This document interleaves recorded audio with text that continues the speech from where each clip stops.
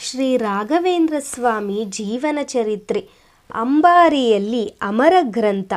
ಶ್ರೀ ರಾಘವೇಂದ್ರ ಸ್ವಾಮಿಗಳು ರಚಿಸಿದ ಭಟ್ಟಾಸಂಗ್ರಹವೆಂಬ ಮಹೋನ್ನತ ಗ್ರಂಥವನ್ನು ಅಂಬಾರಿ ಮೇಲೆ ಇಟ್ಟು ಮೆರೆಸಿದರು ಎಂಬ ಕಥೆಯನ್ನು ಕೇಳೋಣ.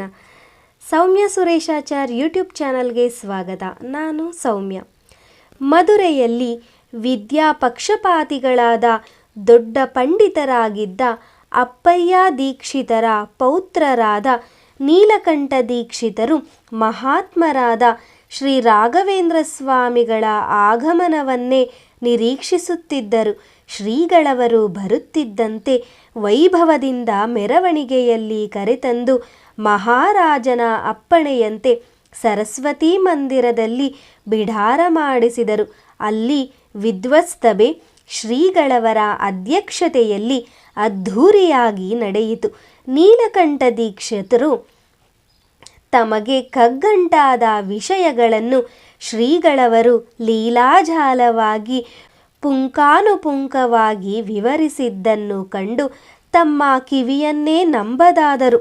ನಂತರ ಶ್ರೀಗಳವರಿಗೆ ಸಾಷ್ಟಾಂಗ ನಮಸ್ಕಾರಗಳನ್ನು ಬಾರಿ ಬಾರಿಗೂ ಮಾಡುತ್ತಾ, ಧನ್ಯನಾದೆ ಗುರುದೇವ, ಮೀಮಾಂಸಾಶಾಸ್ತ್ರದ ವಿಚಾರದಲ್ಲಿ ತಾವು ನಿಜವಾಗಿಯೂ ಅಭಿನವ ಭಟ್ಟರೇ ಆಗಿದ್ದೀರಿ.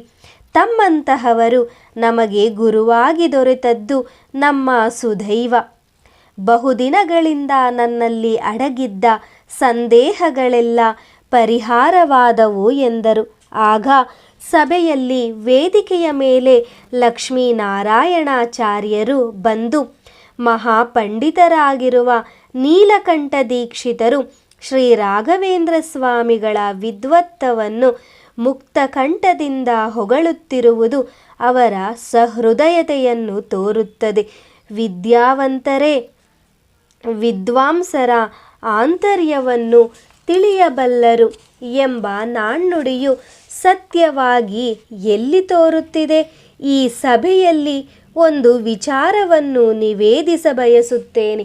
ಅದೇನೆಂದರೆ, ನಮ್ಮ ಶ್ರೀ ರಾಘವೇಂದ್ರ ಸ್ವಾಮಿಗಳು ಮೀಮಾಂಸಾಶಾಸ್ತ್ರದಲ್ಲಿ ಅಸಾಧಾರಣ ಪಂಡಿತರು ಮಾತ್ರವಲ್ಲ, ಮಾತಾನುಸಾರವಾಗಿ ಭಟ್ಟಾಸಂಗ್ರಹವೆಂಬ ಅದ್ವಿತೀಯ ಗ್ರಂಥವನ್ನು ಕೂಡ ರಚಿಸಿದ್ದಾರೆ.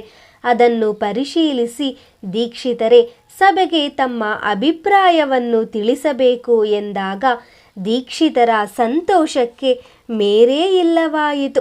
ಪರಮ ಸಂತೋಷ ಎಂದು ಗ್ರಂಥವನ್ನು ಕಣ್ಣಿಗೆ ಒತ್ತಿಕೊಂಡು, ಇಂದಿಗೆ ಸಾಕು, ನಾಳೆ ಸಭೆ ಮುಕ್ತಾಯಗೊಳಿಸೋಣ ಎಂದು ಹೊರಟರು.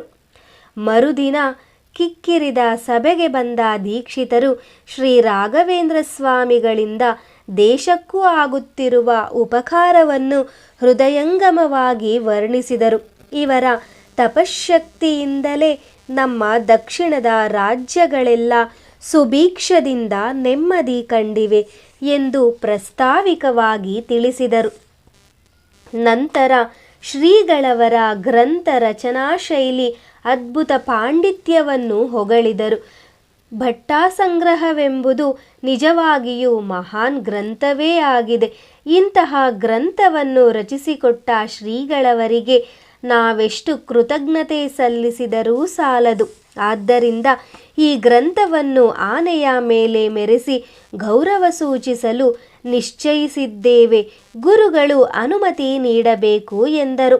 ಈ ಮಾತನ್ನು ಕೇಳಿದ ಸಭಿಕರು ಆನಂದೋತ್ಸಾಹದಿಂದ ಪ್ರಚಂಡ ಕರತಾಂಡನ ಮಾಡಿದರು.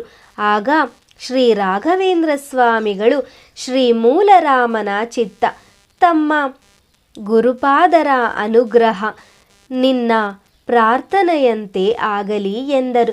ಬಂಗಾರದ ಅಂಬಾರಿಯಿಂದ ಅಲಂಕೃತವಾದ ಆನೆಯ ಮೇಲೆ ಭಟ್ಟಾಸಂಗ್ರಹ ಗ್ರಂಥವನ್ನಿಟ್ಟು ಮಂಗಳ ವಾದ್ಯಗಳೊಂದಿಗೆ ಮಂದಿ ಮಾರ್ಬಾಲದೊಂದಿಗೆ ವೈಭವದಿಂದ ರಾಜಬೀದಿಗಳಲ್ಲಿ ಮೆರವಣಿಗೆ ಮಾಡಿದರು. ಸಭೆಯಲ್ಲಿ ರಾಜನು ಶ್ರೀ ರಾಘವೇಂದ್ರ ಸ್ವಾಮಿಗಳಿಗೆ ಸಂಪತ್ ಸಮೃದ್ಧವಾದ 2 ಗ್ರಾಮಗಳನ್ನು, ದೇವರಿಗೆ ರತ್ನಾಭರಣಗಳನ್ನು, ಭಟ್ಟಾಸಂಗ್ರಹವನ್ನು ಗೌರವಿಸಲು ಬಂಗಾರದ ಪೆಟ್ಟಿಗೆಯನ್ನು ಅರ್ಪಿಸಿದನು. ಮತ್ತು ಶ್ರೀಗಳವರಿಗೂ ಗ್ರಂಥಕ್ಕೂ ಪಂಡಿತರು ವೇದಘೋಷ ಮಾಡುತ್ತಿರಲು ರತ್ನಾಭಿಷೇಕ ಮಾಡಿ ಧನ್ಯನಾದನು. ಮಧುರಾಧಿಪತಿಯಾದ ರಾಜ ತಿರುಮಲ ನಾಯಕನಿಗೆ ಸುವರ್ಣರಾಮ ಪದಕದ ಹಾರವನ್ನು ಹಾಕಿ ಶ್ರೀಗಳವರು ಮರ್ಯಾದೆ ಮಾಡಿದರು. ಮತ್ತು ಮಂತ್ರಿಗಳು ಮಹಾಪಂಡಿತರೂ ಆದ ಶ್ರೀ ನೀಲಕಂಠ ದೀಕ್ಷಿತರಿಗೆ ಜೋಡಿ ಶಾಲು ಮುತ್ತಿನ ಹಾರಗಳೊಡನೆ ವಿದ್ವಚ್ಚೂಡಾಮಣಿ ಎಂಬ ಬಿರುದನ್ನು ಇತ್ತು ವಿದ್ಯಾಮಠದ ಸತ್ಕಾರ ಮಾಡಿದರು. ಸಭಾ ಮುಕ್ತಾಯ ಸಮಾರಂಭದಲ್ಲಿ ಶ್ರೀ ರಾಘವೇಂದ್ರ ಸ್ವಾಮಿಗಳು ಶುಭ ಉಪದೇಶದ ಮೂಲಕ ರಾಜನನ್ನು ಮತ್ತು ಎಲ್ಲರನ್ನೂ ಆಶೀರ್ವಾದ ಮಾಡಿದರು.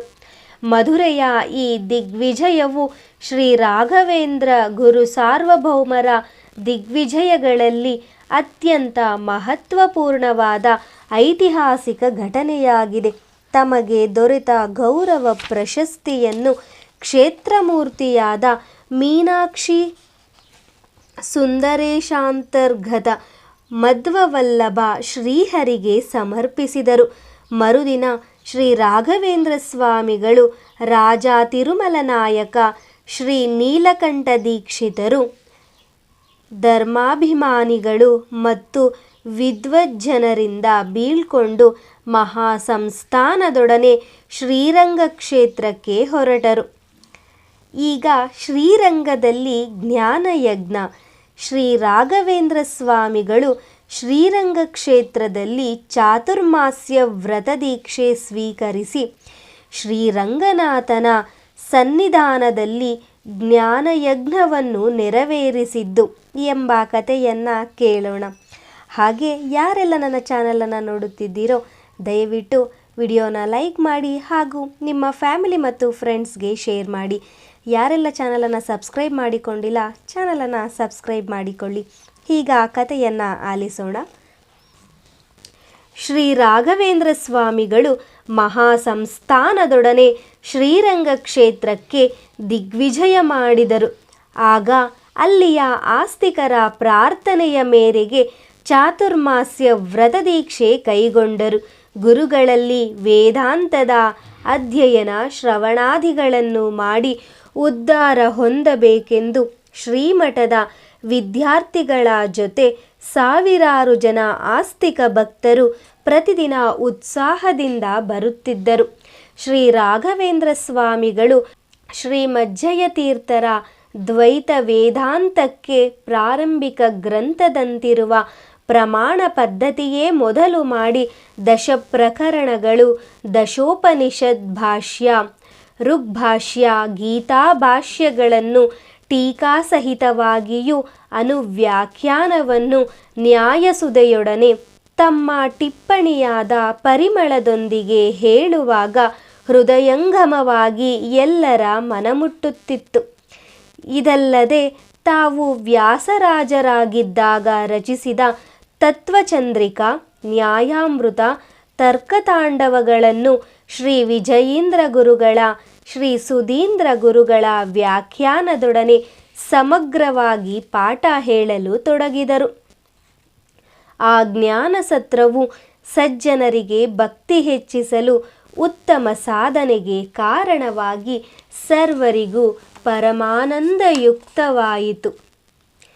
ಪರಮಾನಂದದಾಯಕವಾಗಿತ್ತು. ಹೀಗಿದ್ದರಿಂದ ಬಂದ ಸಜ್ಜನರು ಯಾವಾಗಲೂ ಮಠದಲ್ಲೇ ಇದ್ದು ಸದಾ ವೇದಾಂತ ವಿಚಾರಗಳಲ್ಲಿ ತಲ್ಲೀನರಾಗುತ್ತಿದ್ದರು. ಚಾತುರ್ಮಾಸ್ಯ ವ್ರತದೀಕ್ಷೆ ಮುಗಿದು ಸೀಮೋಲ್ಲಂಘನ ಮಾಡಿದ ಮೇಲೂ 6-8 ತಿಂಗಳು ಶ್ರೀರಂಗ ಕ್ಷೇತ್ರದಲ್ಲಿದ್ದು ಪಾಠ ಪ್ರವಚನಗಳಿಂದ ಜ್ಞಾನ ದಾಸೋಹ ಮಾಡಿ ಅಲ್ಲಿನ ಆಸ್ತಿಕ ಸಮುದಾಯವನ್ನು ತಣಿಸಿದರು. ಕೊನೆಗೆ ಜ್ಞಾನಯಜ್ಞದ ಅವಭೃತವನ್ನು ಸಮಾರೋಪ ಸಮಾರಂಭವನ್ನು ಆಚರಿಸಿ ಅದರ ಫಲವನ್ನು ಶ್ರೀ ಮಧ್ವರಾಜಾಂತರ್ಗತ ಶ್ರೀರಂಗಕ್ಷೇತ್ರ ಸ್ವಾಮಿಯಾದ ಸ್ವಯಂ ವ್ಯಕ್ತ ಶ್ರೀರಂಗನಾಥನಿಗೆ ಸಮರ್ಪಿಸಿದರು. ಅನಂತರ ಶ್ರೀರಂಗನಾಥನ ಅನುಮತಿಯನ್ನು ಪಡೆದು ಉತ್ತರ ದಿಕ್ಕಿನ ಕಡೆಗೆ ಸಂಚಾರತ್ವೇನ ಪ್ರಯಾಣ ಬೆಳೆಸಿದರು. ಶ್ರೀರಂಗ ಕ್ಷೇತ್ರದಿಂದ ಹೊರಟ ಶ್ರೀ ರಾಘವೇಂದ್ರ ಸ್ವಾಮಿಗಳು ನಾಮಗಿರಿ ಕ್ಷೇತ್ರಕ್ಕೆ ಬಂದು ಕ್ಷೇತ್ರ ಸ್ವಾಮಿಯಾದ ಶ್ರೀ ನೃಸಿಂಹದೇವರನ್ನು ಭಕ್ತಿಪೂರ್ವಕವಾಗಿ ದರ್ಶನ ಮಾಡಿ ಒಂದು ದಿನ ಅಲ್ಲಿ ತಂಗಿ ನಮಸ್ಕಾರಾದಿ ಸೇವೆಗಳನ್ನು ಸಲ್ಲಿಸಿದರು. ಮರುದಿನ ವೆಲ್ಲೂರು ನಗರಕ್ಕೆ ಸಂಚಾರತ್ವೇನ ಮಹಾಸಂಸ್ಥಾನದೊಡನೆ ದಿಗ್ವಿಜಯ ಮಾಡಿದರು. ವೆಲ್ಲೂರು 17ನೆಯ ಶತಮಾನದಲ್ಲಿ ಕನ್ನಡ ರಾಜ್ಯವಾಗಿತ್ತು. ಅಲ್ಲಿ ನಾಲ್ವಡಿ ಶ್ರೀರಾಮದೇವರಾಯರು ಪ್ರಶಸ್ತವಾಗಿ ರಾಜ್ಯಭಾರ ಮಾಡುತ್ತಿದ್ದನು. ವಿದ್ಯಾಮಠಕ್ಕೂ ಕನ್ನಡ ಸಾಮ್ರಾಜ್ಯಾಧೀಶನಿಗೂ ಗುರು ಶಿಷ್ಯ ಬಾಂಧವ್ಯ ಉತ್ತಮವಾಗಿದ್ದಿತು.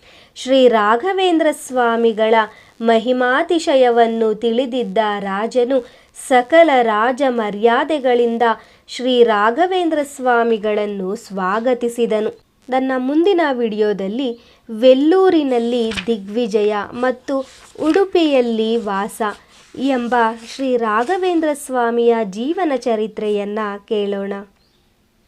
ಧನ್ಯವಾದಗಳು.